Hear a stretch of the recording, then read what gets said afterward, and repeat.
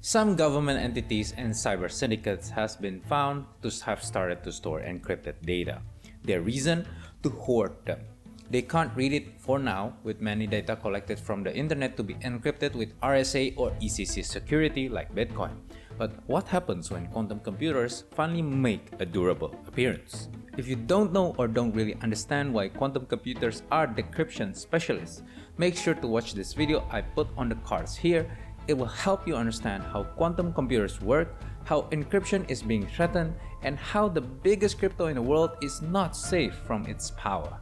Back to the video. So these entities collect sensitive information, government emails and communications, trade secrets, company internal financial records, personal chats, and other encrypted data. They store that data to waiting for the day a quantum computer could break them easily. Currently, the pace in which quantum computer is growing is insane, with IBM's Kookaburra managing to get around 1,300 qubits. With growing number of qubits, the computing power is not just in a factor of 2, but 4. This meant that with the current trajectory of the technology, we might see a real non-prototype quantum computer breaking into internet's RSA encryption in this decade. So now what these entities is doing is essentially using the time to gather as much encrypted data as possible before the internet and other encrypted services move to post-quantum encryption. This data will then be fed to the quantum computer to decrypt the contents that can be used maliciously. One such case is to steal Bitcoin from a wallet. For non-crypto watchers, to transfer a Bitcoin out of your wallet, you need your wallet's private keys. This is a string of numbers and letters that is likened to your bank's PIN number. The number will authorize your identity and allow the transaction to take place. That is why if you lose your private keys, you lose access to the funds inside. Now, private keys are actually derived or calculated from your public key, your address. As the name suggests, your public key is, public. Everyone with an internet can search and see it. Since it is also your wallet address, you will obviously share it with others. Exchanges and influential people even have their public addresses named or doxed. This becomes a problem. Your private keys are created by putting your public key into an algorithm called ECC that encrypts it and turns it into a private key. The problem are that ECC are quantum vulnerable. If the people gathering the data is trying to do malicious things, they would check the Bitcoin Explorer, take a note of all the largest Bitcoin holders and note them down. Many of these wallets are old ones, and the most vulnerable one is Satoshi's wallet. When quantum computers are able to decrypt ECC, all of that Bitcoin is now accessible with only your public address. To combat this, Bitcoin has implemented the Taproot upgrade and are actively working to upgrade into a quantum-resistant encryption for their public and private key encryption. This is not limited to Bitcoin. The internet is also vulnerable.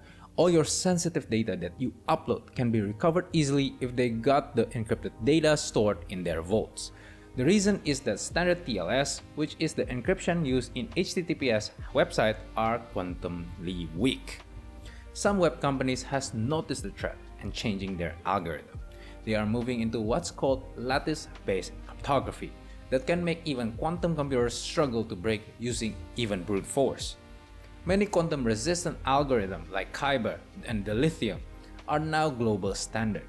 Google and Cloudflare had enabled hybrid post-quantum cryptography for most traffic. VPN and infrastructure companies had started to use PQC too.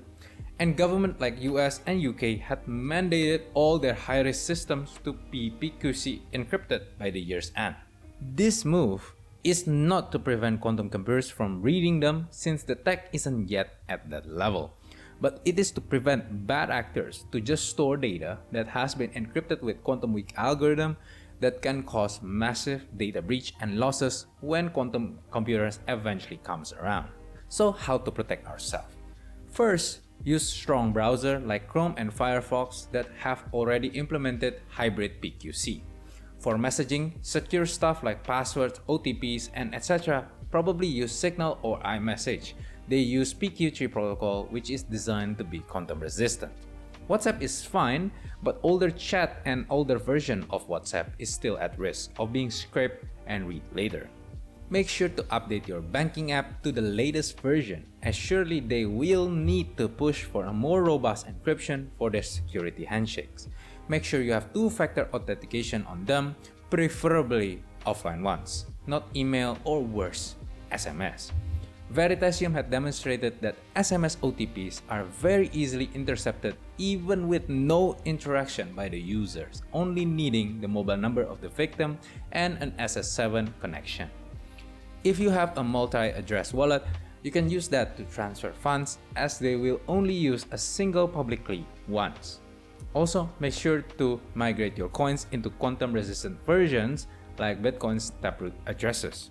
And also always make sure, if you are uploading an image online, to wipe the metadata using tools like EXIF Cleaner or Photo Metadata Remover for Android or Metafo for iOS. Or the best is just to screenshot your image before uploading the screenshot.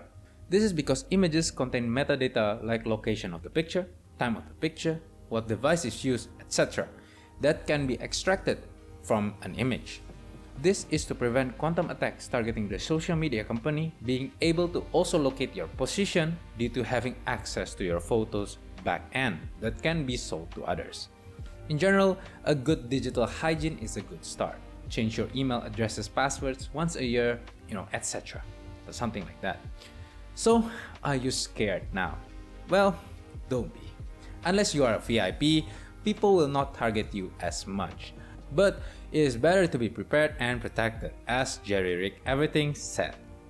If you want to know what other crises Bitcoin could have in the future, make sure to check out this video here. Stay safe, stay curious, and I'll see you guys later. Psst, make sure you subscribe too.